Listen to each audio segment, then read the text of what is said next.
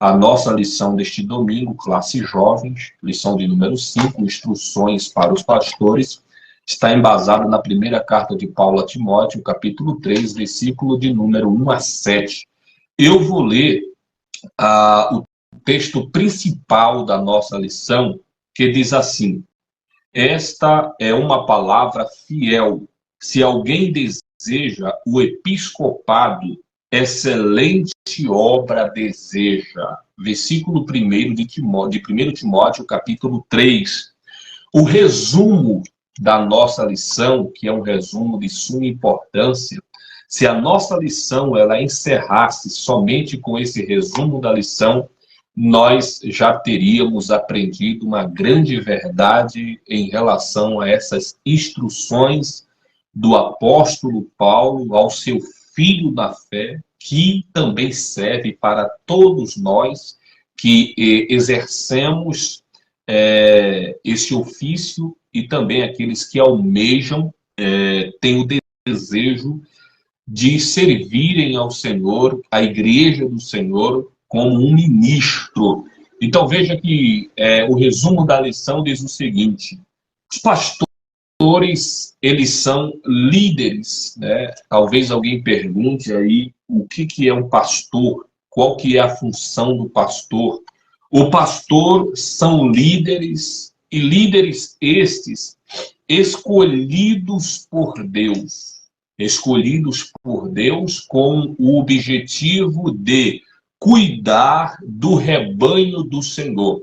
Então, os pastores são homens que foram escolhidos por Deus para cuidar de ovelhas, para cuidar do rebanho do Senhor.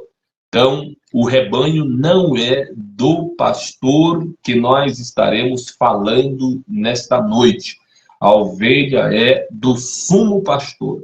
Então, esses pastores, os quais estaremos falando o seu perfil nesta noite, ele foi apenas colocado ali no aprisco do Senhor para cuidar das ovelhas, para orientar as ovelhas, para alimentar as ovelhas, porque um dia esses pastores terão que prestar contas diante de Deus de todo o seu trabalho como tal diante da igreja.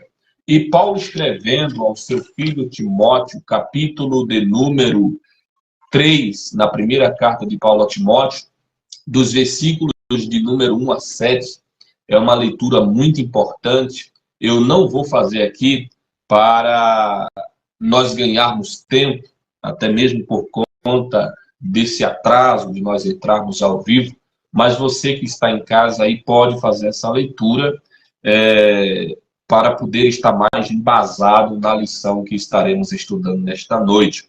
Então veja que na introdução, o comentarista da lição ele diz que temos, como temos visto, a missão de Timóteo em Efésio, né? Porque Timóteo ele tinha uma missão ali na igreja, onde ele estava pastoreando, conforme a orientação do apóstolo Paulo. Então a missão dele era de defender a pureza do evangelho. Então Timóteo tinha essa missão de proteger a pureza do evangelho que havia sido pregada por Paulo. E contra os ataques dos falsos mestres. Os falsos mestres, eles é um grande problema para a igreja de Cristo. Porém, os falsos mestres, eles sempre existiram, existem e vai continuar existindo. E Paulo, ele disse que é necessário que houvesse heresias no nosso meio e que houvesse, portanto, falsos mestres no nosso meio, para que aqueles que são verdadeiros, eles viessem se manifestar, eles viessem ser notados, porque com certeza eles se contrariam a esses tipos de ensinamentos contrários à palavra de Deus. Então a transmissão, o compromisso de Timóteo era combater os falsos mestres e também incluía necessariamente a transmissão de uma sólida doutrina para toda a igreja. Então, essa era a responsabilidade de Timóteo como pastor da igreja de Éfeso, e também é a responsabilidade daquele que recebeu esse encargo de estar como pastor de uma igreja, de estar como um líder de uma igreja. Então, veja que não era apenas refutar diretamente os que estavam ensinando falsas doutrinas. A responsabilidade de Timóteo, ela ia além disso. Não era somente combater os falsos ensinos e os falsos mestres, mas também aparelhar a igreja com um ensino puro, porque esta é a responsabilidade de um pastor local. É trazer para a igreja um ensino puro, baseado na palavra de Deus. E nós iremos ver, no decorrer dessa lição, a importância do líder da igreja, do pastor da igreja, de ensinar o evangelho, ensinar as doutrinas bíblicas, ensinar a palavra de Deus para a igreja que ele está liderando, que ele está pastoreando. Então, todo o corpo precisa estar bem ajustado. Todo o corpo de Cristo precisa estar bem ajustado, porque a igreja é o corpo de Cristo. Nós somos membros uns dos outros e Cristo é o cabeça desse corpo. Então, veja que todo o corpo precisa estar bem ajustado para que ele venha crescer de forma saudável, com todos os membros funcionando adequadamente. Então, nós, como membros do corpo de Cristo, precisamos estar funcionando de forma adequada. E para que isso aconteça, é necessário que se pregue para a igreja uma mensagem sadia, oriunda da palavra de Deus, uma mensagem bíblica. Então, essa é uma das responsabilidades de um pastor de igreja. Então, o corpo sadio, ele possui muitas células de defesa que identificam e presenciam os invasores. Uma igreja que está alicerçada nas doutrinas bíblicas da palavra de Deus, ela não se deixa enganar por falácias, por falsos ensinamentos. Logo, ela identifica uma falsa doutrina, um falso mestre. Então, por isso dá-se a importância dos pastores locais ensinar para a igreja a doutrina sadia da palavra de Deus. Porque quando a igreja está saudável, ela consegue detectar os falsos ensinamentos. Ela não se deixa enganar por falsos mestres. Então veja que essa era a função dada primordialmente aos pastores. Por isso, precisamos de uma liderança forte.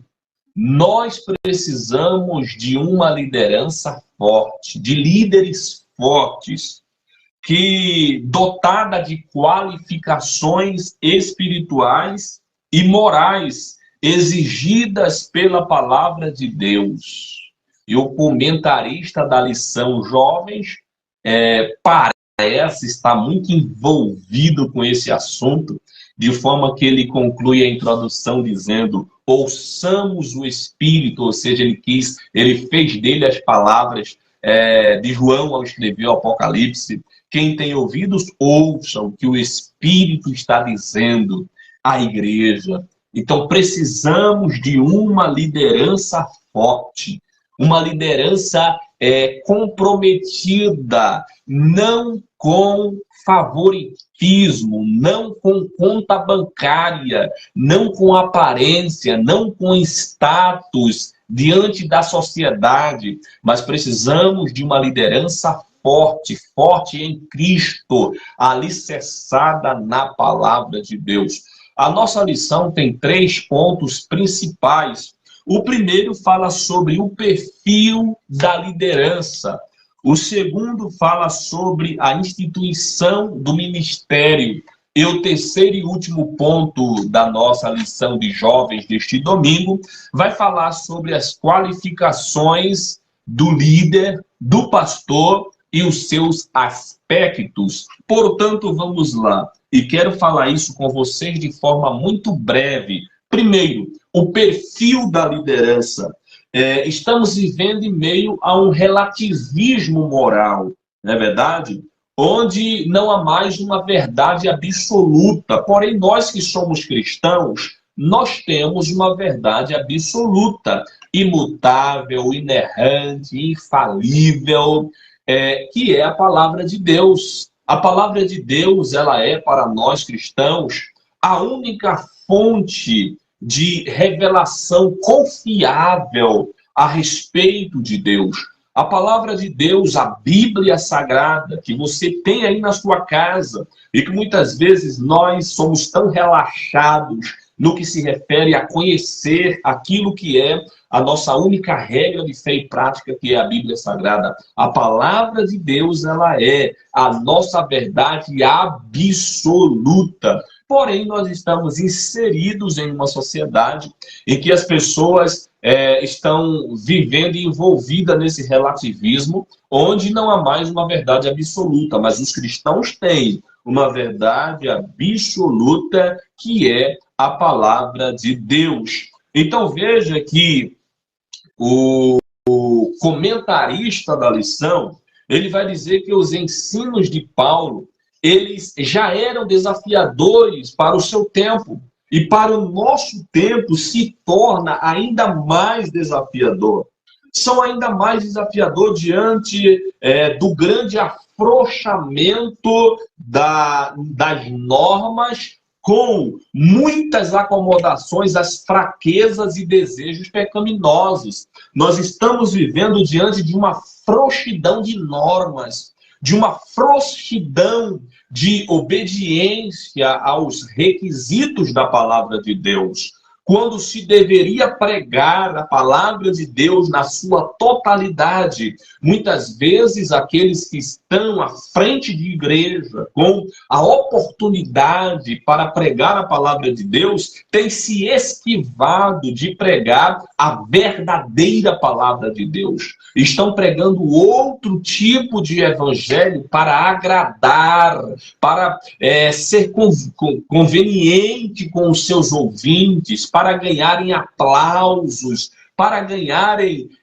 tapinhas no ombro, nas costas, para ganharem prestígio. Estão deixando de pregar o verdadeiro evangelho. E Paulo, escrevendo a sua carta aos Gálatas, ele disse que se alguém pregar algo que vá além daquilo que ele já tinha ensinado e pregado, que pudesse ser considerado anátema, ou seja, amaldiçoado. Então veja que esse relativismo moral tem tomado de conta de muitas pessoas do nosso tempo e da maioria das lideranças evangélicas, que passam a mão em cima de coisas que deveriam condenar, de coisas que deveriam apontar, de coisas que deveriam se colocar de conformidade com a palavra de Deus, se opor a muitas coisas erradas, coisas que deveriam ser apontadas como pecado, denunciadas. E muitos líderes na atualidade têm se acovardado, têm se afrouxado no que se refere a pregar o genuíno evangelho, a genuína palavra de Deus. Então, o verdadeiro pastor, ele precisa ter compromisso com a palavra de Deus, com as escrituras sagradas. O perfil de líderes que precisamos ser e ter deve estar de acordo unicamente com a palavra de Deus.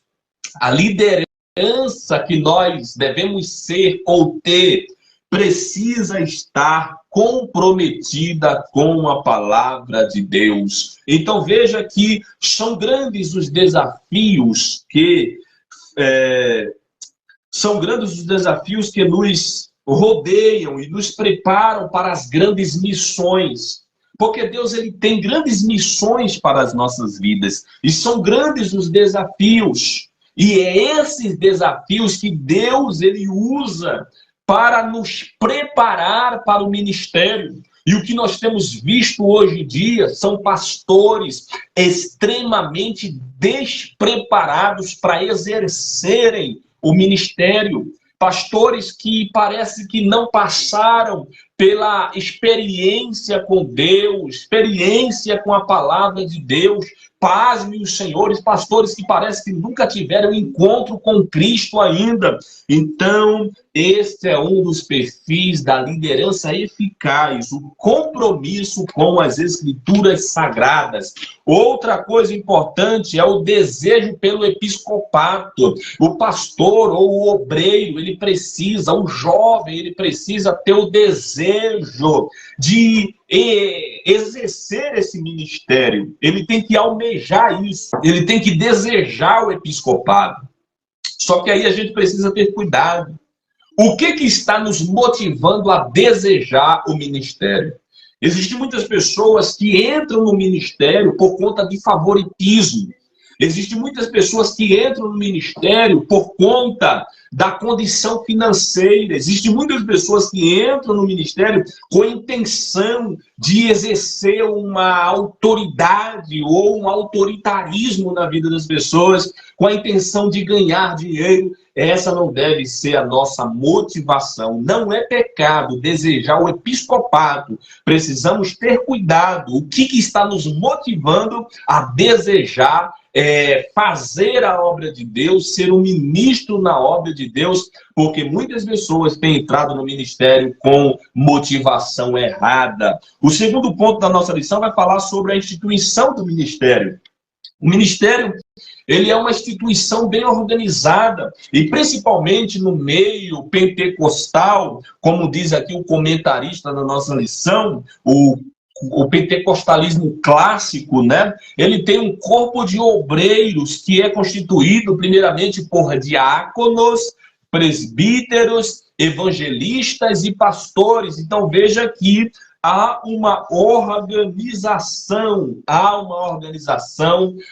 ministerial, principalmente no meio pentecostal. Este é o segundo ponto da lição. Vai falar sobre esta instituição de forma organizada, porque a igreja do Senhor não é bagunçada, a igreja do Senhor não deve ser desorganizada, ela é estruturada, ela é organizada. E para a gente encerrar a nossa lição, até mesmo por conta do horário, vamos falar sobre as qualificações e seus aspectos. Quais são as qualificações que um obreiro, ou que um crente, que uma pessoa precisa ter para exercer o ministério? Primeiro, ela precisa ser irrepreensível, que significa, literalmente, que não se pode atingi-lo. O bispo ou o pastor de uma igreja, ele precisa ser uma pessoa que tem a vida resolvida. Ele não pode ser uma pessoa que tem uma vida enrolada, uma vida atrapalhada, uma vida envolvida com coisas erradas. E é o que está acontecendo nos nossos dias hoje. Pessoas que entram no ministério, se tornam pastores e têm uma vida toda bagunçada, toda enrolada, é comprometido com um monte de coisas que não condiz com a palavra de Deus e que não faz parte do perfil de alguém que deve exercer o ministério pastoral. Outra coisa que aqueles que desejam exercer o ministério, ele precisa ter, é que ele precisa ter sobriedade e correção do mal. É o segundo subponto do terceiro ponto da lição da classe jovens, que diz assim: o líder espiritual precisa ser prudente, precisa ter prudência.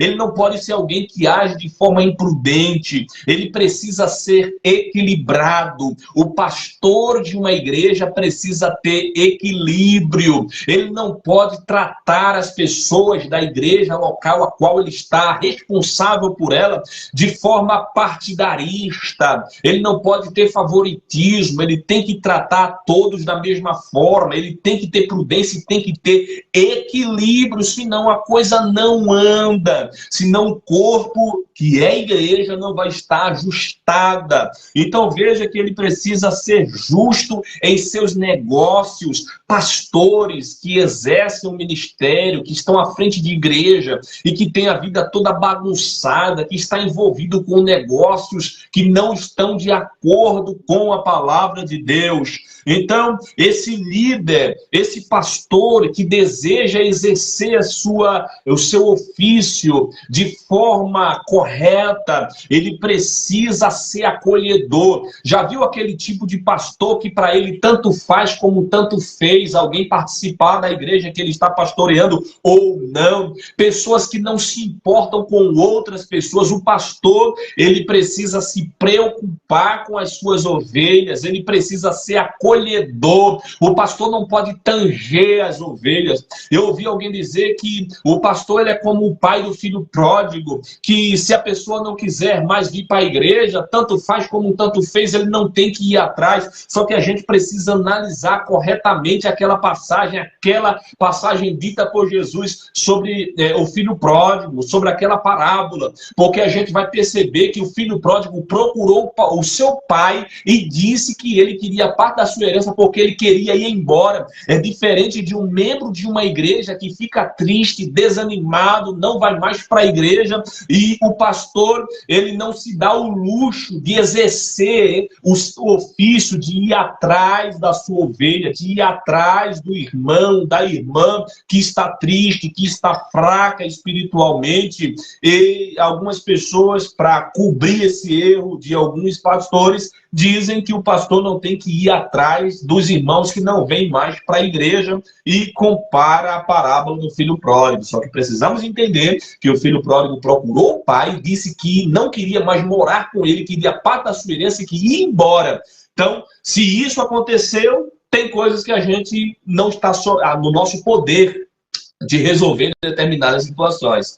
Mas tem muita coisa que Deus ele nos deu condição de ir atrás, de visitar, de aconselhar, de orientar. Então, o pastor, ele é aquele que é hospitaleiro. O pastor, ele é apto para ensinar. O pastor, ele precisa dedicar-se ao estudo e ao ensino na igreja que ele está liderando. Ele não pode transferir a responsabilidade de trazer o ensino para a igreja para terceiros. Ele tem que se esforçar, ele tem que se dedicar ao estudo, ao ensino da palavra de Deus. A Bíblia diz que aquele que ensina, que haja dedicação no ensino. Então, o pastor, ele precisa ter esse perfil, ele precisa ter esse cuidado, ele precisa ter essa preocupação, ele precisa se dedicar ao estudo das Sagradas Escrituras, ele precisa se dedicar ao estudo das Sagradas Escrituras, da palavra de Deus, para trazer à sua igreja, a igreja que ele está responsável por ela, o genuíno estudo ou ensinamento da palavra de Deus. E é preciso que se tenha cuidado também, porque não basta somente se preocupar em estudar a palavra de Deus, é preciso que se preocupe quais são as fontes que você, como pastor, está buscando para transmitir à igreja a palavra. É preciso que se tenha cuidado, porque tem pastor desleixado, preguiçoso, que não se dá o luxo de estudar, fica enchendo linguiça no púlpito da igreja, principalmente em cultos denominados como cultos de ensino. Tem pastor que é preguiçoso demais. Eu trabalho, eu sou ocupado, eu estou na correria. Problema é seu. Você aceitou a responsabilidade, você aceitou o encargo de ser pastor. Então, arque com as suas responsabilidades. Se não está dando para dar continuidade, entrega, procura o teu superior e fala, não está mais dando, quando eu estiver mais folgado eu volto a dirigir a igreja. Mas se não está dando, querido, faça isso, mas não faça de forma relaxada, porque um dia você vai ter que prestar contas a Deus das ovelhas que estão aos teus cuidados. Então, pastor, ele precisa se dedicar ao estudo da palavra de Deus para ensinar a sua igreja.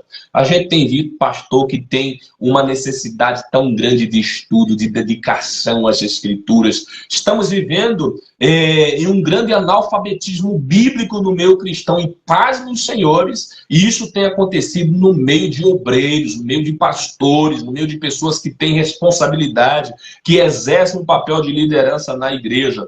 Então, o pastor não deve negligenciar a transmissão da doutrina, a transmissão do ensinamento para terceiros, ou ocupando o tempo do culto com qualquer outra atividade, ainda que seja espiritual, ainda que seja do manto, ainda que seja unção, ainda que seja poder. O pastor não pode, ao invés de pregar a palavra de Deus, ficar ocupando o momento da palavra com qualquer outra atividade. O momento da palavra de Deus é o momento da palavra de Deus.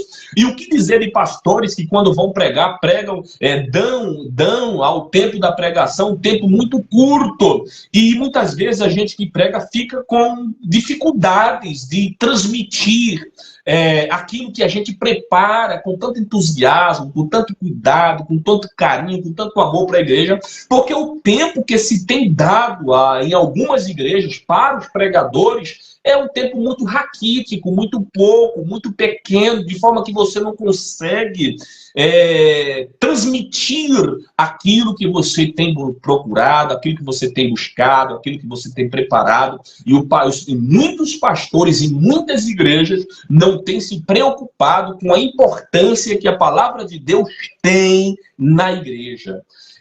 Faz parte da nossa liturgia a pregação da palavra de Deus. Então é preciso que o pastor da igreja local, ele não deixe de pregar a palavra de Deus para ficar contando história de carochinha, para ficar enchendo linguiça. Então, o tempo do culto ele é importante. O culto ele tem a sua liturgia, mas tem um momento no culto que é o momento da palavra. E esse momento da palavra tem que ser reverenciado, respeitado, e tem que se pregar a genuína palavra de Deus. Não pode haver enrolação. Então, o momento da palavra de Deus ele é sagrado, literalmente. É um momento sagrado em que as pessoas se reúnem ali para ouvir não o pastor da igreja, não o pregador, porque o pastor e o pregador é apenas um canal, um meio pelo qual Deus se utiliza para transmitir à igreja a sua palavra. Mas a igreja se reúne para ouvir a voz de Deus. A partir do momento que alguém abre a Bíblia Sagrada e começa a pregar de forma comprometida com o contexto da palavra de Deus, não somente em textos fora de contexto, que é pretexto para heresia, mas quando alguém ele está pregando a palavra de Deus, embasado no seu contexto, com cuidado, com carinho, com amor, com responsabilidade, Deus, ele toma a boca do pregador, do pastor, do ensinador e está se comunicando com a sua igreja através do pastor. Então é por isso que o momento da palavra de Deus é digno de respeito, é digno de reverência, porque é um momento sagrado. É literalmente um momento sagrado, é um momento de se ouvir a voz de Deus através das escrituras sagradas. Queridos, que Deus te abençoe.